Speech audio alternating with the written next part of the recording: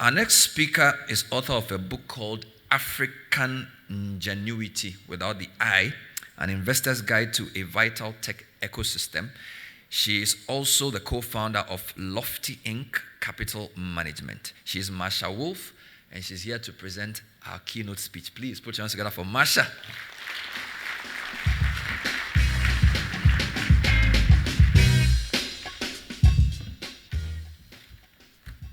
You're probably asking yourself, what is this older woman from the U.S. doing here?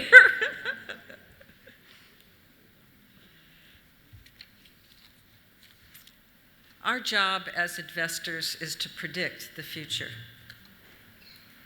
If we live long enough, we see cycles.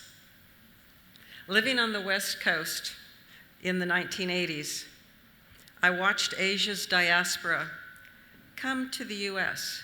to learn, to earn, and to return, where they managed enough commerce to lift 1 billion out of extreme poverty. They raised venture capital from Asian diaspora living around the Pacific Rim and created jobs on both sides of the Pacific. And I wondered when Africa's diaspora would do the same. In 1997, a corporate joint venture brought me to Africa, where I experienced entrepreneurial integrity, ingenuity, and friendships that inspired me.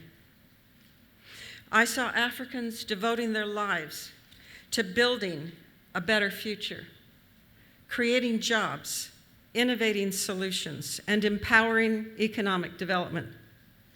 It was obvious that many founders were worthy of angel or seed stage investments, and I learned of several who had sold their innovations for millions of dollars. So I wondered why development institutions claimed that the continent did not offer promising entrepreneurs. Then I learned they preferred companies that were already profitable and large enough to qualify for multi-million-dollar loans, strategies that were totally unsuited to startup ventures building frontier economies.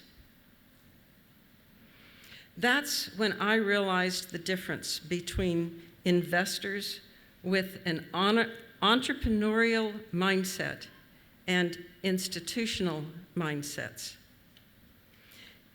In 2010, I met West Africans in the US who were learning, earning, and returning to launch a tech hub where youth would learn how to build tech startups that create jobs. But first, they established their own business to support their dreams. They succeeded at all of that.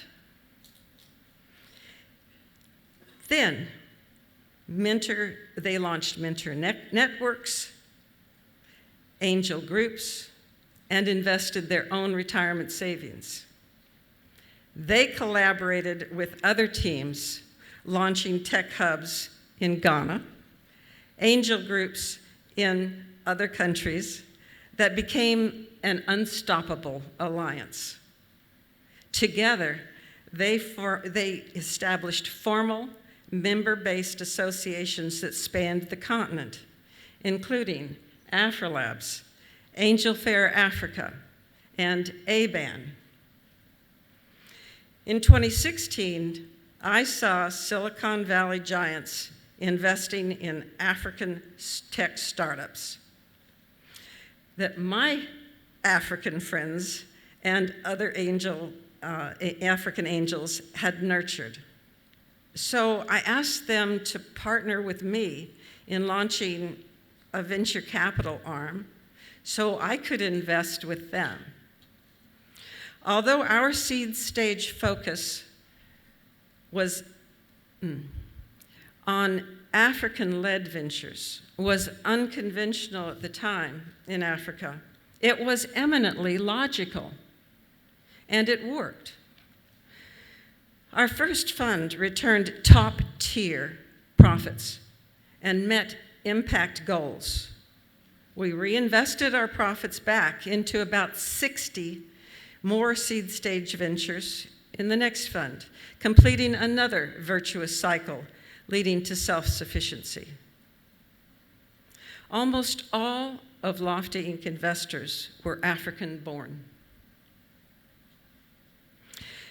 Then COVID hit, the Naira crashed, and Silicon Valley backed away to watch. As you can imagine, my American family and friends got worried about me. But I saw what Asians had done, and I see what Africans are doing, and I know this is the best time to buy into African ingenuity. An entrepreneur I know climbed one of the world's highest mountains with a couple friends. At the top, they were enjoying a moment of triumph, still roped together, when a sudden gust of wind swept one friend off the peak, and his weight pulled the second friend off the edge as well. Mark saw what was happening and ran with all his might, leaping off the opposite side of the ridge into thin air.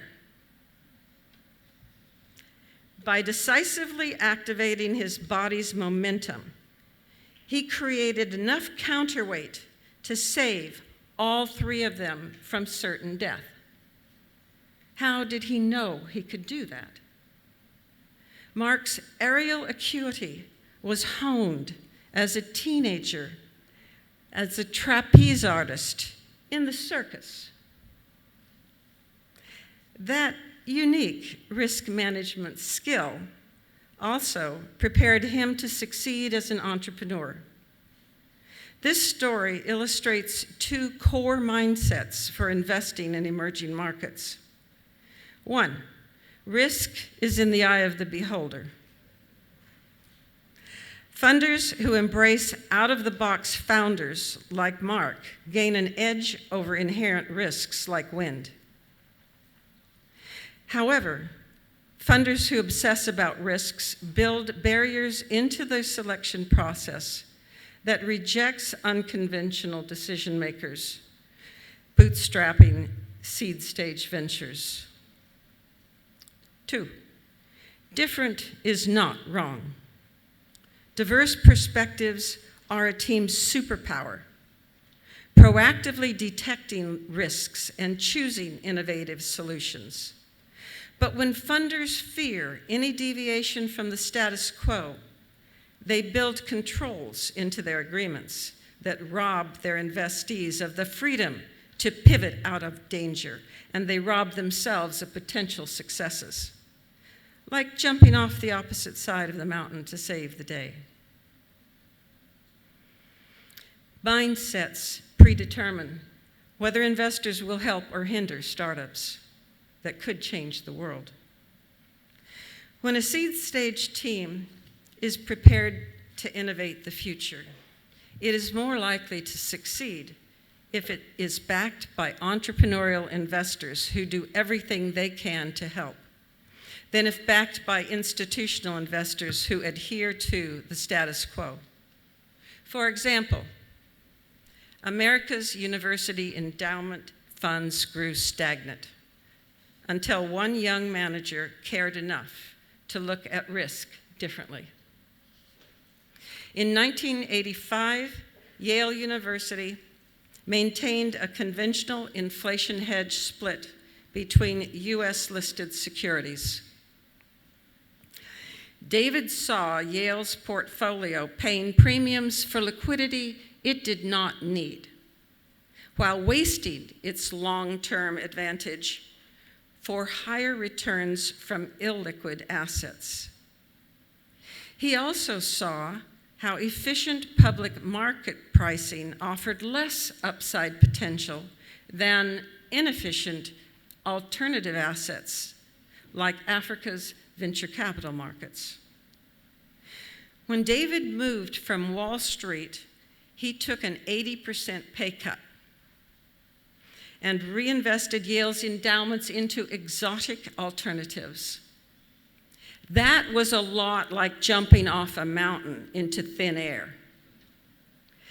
He worried less about reputational risks because he valued helping students more. David used Nobel Prize-winning strategies of portfolio diversification to reduce risk without sacrificing returns, and the low correlation of long-term assets to reduce overall portfolio volatility. To leverage the power of incentives, he embraced partnership structures that rewarded fund managers for long-term successes. And he discovered specialized fund managers who recognized underpriced assets early enough to capture high-value growth. Like an entrepreneur, David built a team structure of healthy debate. He shared credit where credit was due, which rewarded independent thinking. How did these strategies work?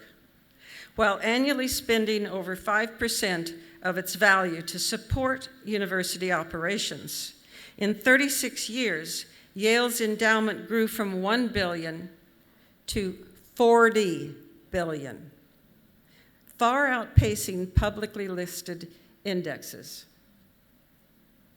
As Hakeem Bello Osage, the chairman of Metis Capital Partners, said, "In today's world, it is the boldest action that is often the safest. Remaining where you are in a world that is changing rapidly is, in fact, the most dangerous of all places to be." In closing, I invite entrepreneurial investors among you to join Lofty Inc. in co-creating innovative financial structures for capital raising, for exits, for making a better future for us all. Together, we can convert fearful funders into courageous capital.